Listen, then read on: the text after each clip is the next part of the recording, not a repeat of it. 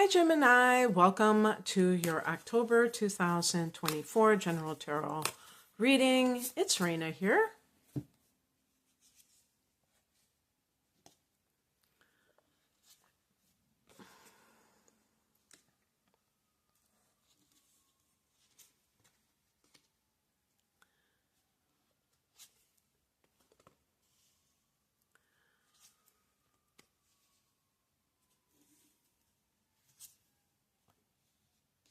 I'm going to pick an additional card. I'm going to put it to the side here. Oh, that wasn't so difficult. I have a new phone. You know how phones differ in their, specs? All of my prior phones at the one time, view here, it would be a lot closer. And it's really refreshing to have a phone where everything, I don't have to scrunch everything in. And if I zoom it in or zoom it out, it gets even more of the table. I know you probably don't care, but I'm just saying it to myself. The heart of the matter is the Page of Swords. You see this person, you're a swords, you're an air sign. So it could be some kind of a new area of study for you that you're embarking upon, something mental. It could even be, I could even see it like some kind of a website or something where you're communicating, but it's also the spy card. So it can be that you are in this mode of really paying attention to the signs around you. So an example would be that you are dating someone and you feel like either something they say is not adding up, or that you just want to make sure because of past experiences that the person is being on the up and up. In the past position, we have the Ace of Cups. So yeah, it does seem to feature new love interest coming in, but it could be, this is not in the reversed role. So, but I even upright, it could be a little bit, I think it could be paranoia. If you're the kind of person that is very prone to having trust issues, for instance. Yeah, I'm speaking to Gemini people with the moon in Scorpio, for instance, which, what a combination that must be. The higher message is the Four of Cups. And this is like, to me, what came into my mind is trusting your gut. This is a card of dissatisfaction. So you can see the body language of this woman. She's not feeling it, whatever it is. The cups relate to the emotions. So it can be this feeling of dissatisfaction or disappointment.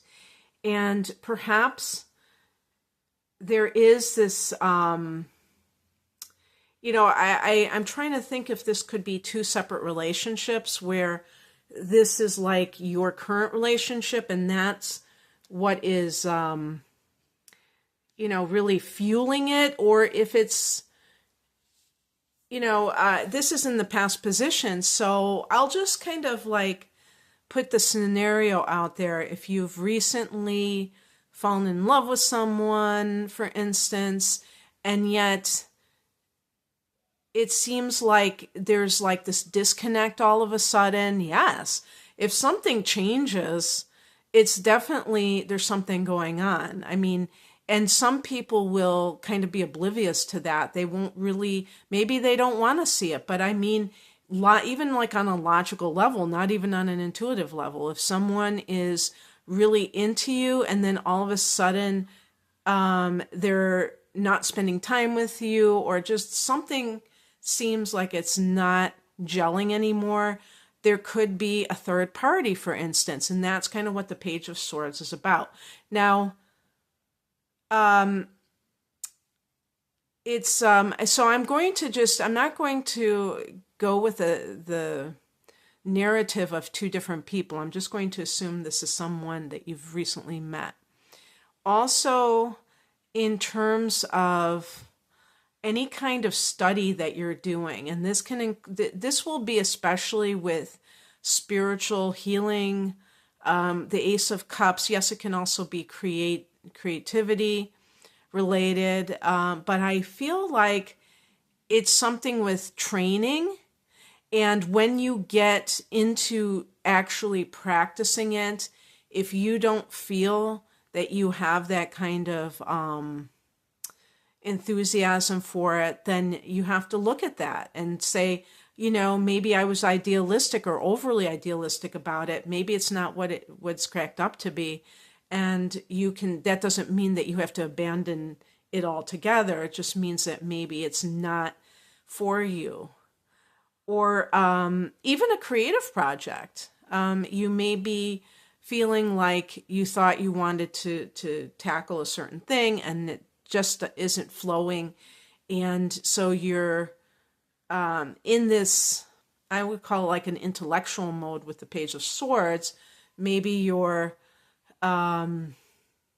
really thinking about the kind of things you want to write about, and what you thought you wanted to write about, you didn't. And, as somebody who is a writer myself, I can totally understand that kind of thing. What crosses you is the Seven of Wands. This means that your defenses could be down for some reason, that you might even be under siege. So even though this is not swords, which I associate with gaslighting, I would say it could still be in play. Be careful of anyone who tries to tell you that what you're feeling is invalid. If they try to make it like you're crazy, you don't know what you're talking about, that could indicate that somebody is trying to deflect responsibility from themselves about a certain thing going on. And, you really want to pay attention to that, because it can lead to,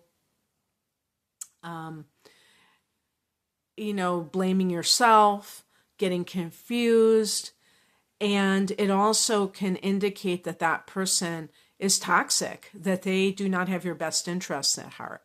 So, and one of the things I would say about this is, if you feel like a person, and I'm talking about the person that the Four of Cups represents, is that you're very disappointed in their behavior, or just, it's not so much it could be disappointment, but it's really disinterest, I would say.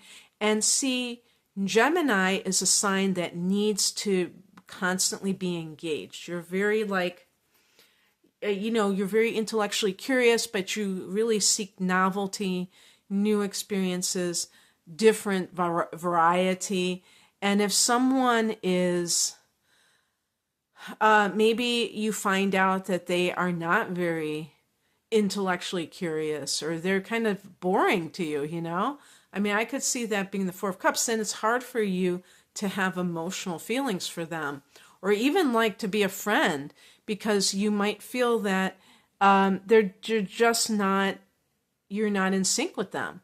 And sometimes another person is downright, I was going to say abusive, but I wouldn't even take it to that level, because I could see with the Seven of Wands, this idea of trying to always act like they don't understand you. I think that's one of the MOs of these kinds of people, where they're like, why do you do that? Why do you do this?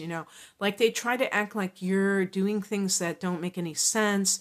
And it's their way of marginalizing you and putting you on the defensive, and making you feel, or trying to make you feel, that you are not, in a place of, you're not being very logical, or you're not doing things correctly. And that can put people on the defensive. And if they come from a background where they have been overly criticized, it can just make somebody feel very uncomfortable. So paying attention to that, because that could be what is part of the dissatisfaction that's going on.